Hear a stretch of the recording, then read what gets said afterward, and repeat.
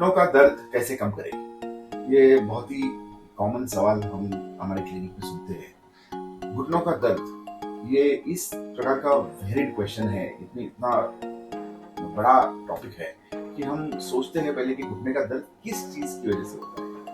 क्योंकि घुटने का दर्द ये एक बच्चे से लेके एक 65-70 और बूढ़े तक सबको होता है कभी कभी। तो हम स्टार्ट करेंगे कि घुटने का दर्द के कारण क्या है और उसके कारण के अकॉर्डिंग अपन इलाज देखेंगे। घुटने का दर्द जब बच्चों में होता है, for example 8 years to 18 years के बीच में जब कोई बच्चा घुटने का दर्द कंप्लेन करता है तो सबसे कॉमन कारण उसका विटामिन और कैल्शियम डेफिशिएंसी होती है। तो अगर ऐसे दर्द पेशेंट ने बताया तो उसको विटामिन कैल्शियम के सप्लीमेंट दिए जाए।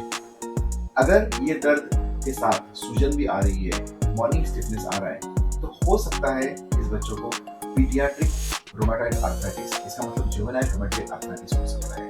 तो उसके टेस्ट करना जरूरी है, CBC, CRP और RA टेस्ट करना जरूरी है। टेस्ट करने के बाद अगर पॉजिटिव रिजल्ट आए तो रूमेटॉइड आर्थराइटिस की, पीडियाट्रिक रूमेटॉइड आर्थराइटिस की ट्रीटमेंट करना है। 16 इयर्स टू 30 इयर्स के रेंज में जब कोई घुटने का दर्द कंप्लेन करता है, कॉमनली उसका कारण रहता है इंजरी। क्योंकि ये एक्टिव पॉपुलेशन है, ये स्पोर्ट्स में रहती है, जिम पे जाती है, भाग दौड़ करती है, कहीं रनिंग करती है, काम के लिए इधर उधर जाते रहते हैं, तो इनको इंजरी बहुत कॉमन होती है। अगर कोई इंजरी की हिस्ट्री है तो उसकी प्रॉपर असेसमेंट करना जरूरी है। अगर इन्वेस्टिगेशन जरूरी है तो उसके एक्सरे चेस्ट, MRI करना जरूरी है। अगर विदाउट एक्सरे चेस्ट और MRI सिंपल ट्रीटमेंट से, ट्रीटमेंट और फिजियोथेरेपी से अगर पेन चला गया तो बाकी इन्वेस्टिगेशन करने की जरूरत नहीं। लेकिन अगर सिंपल ट्रीटमेंट 10 डेज करने के बाद भी अगर पेन कंटिन्यू है, इंस्टेबिलिटी जॉइंट में, इसका मतलब जॉइंट स्पेक राइट घूम रहा है, तो उसका MRI स्कैन करना जरूरी है। MRI स्कैन में अगर मेनिस्कस टेयर या लिगामेंट टेयर, ACL टेयर है तो उसकी proper according to stage treatment करना जरूरी है। 30 to 50 ये एज ग्रुप जो है, ये जनरली स्पोर्ट्स में इतना एक्टिव नहीं रहता है। ये एज ग्रुप में अगर घुटने में पेन कंप्लेन कर रहा है तो उसमें फिर से उसका हिस्ट्री बहुत इंपॉर्टेंट है। अगर कोई इंजरी नहीं है तो विटामिन कैल्शियम डेफिशिएंसी ये बहुत कॉमन कारण है। अगर विटामिन और कैल्शियम सप्लीमेंट लेने के बाद भी पेन नहीं जा रहा है, स्वेलिंग आ रही है, मॉर्निंग स्टिफनेस आ रहा है, तो रूमेटॉइड आर्थराइटिस या फिर नॉन रूमेटॉइड आर्थराइटिस की इन्वेस्टिगेशन करना जरूरी है। अगर इसमें से कुछ भी पॉजिटिव है तो उसके अकॉर्डिंगली ट्रीटमेंट करना जरूरी है।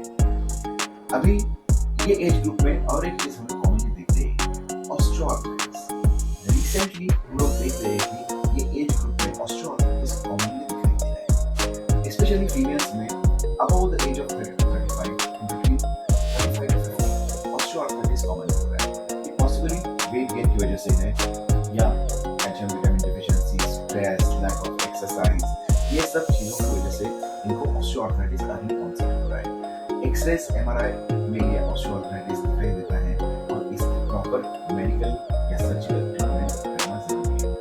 About the age of 50 commonest cause जो रहता है वो डीजनरेटिव यानी ऑस्टियोआर्थराइटिस में, स्पेशली फीमेल्स में। मेल्स में ये प्रॉब्लम 55-60 के बाद होता है। अगर ऑस्टियोआर्थराइटिस है तो उसके एक्सरेस, MRI निकालना जरूरी है।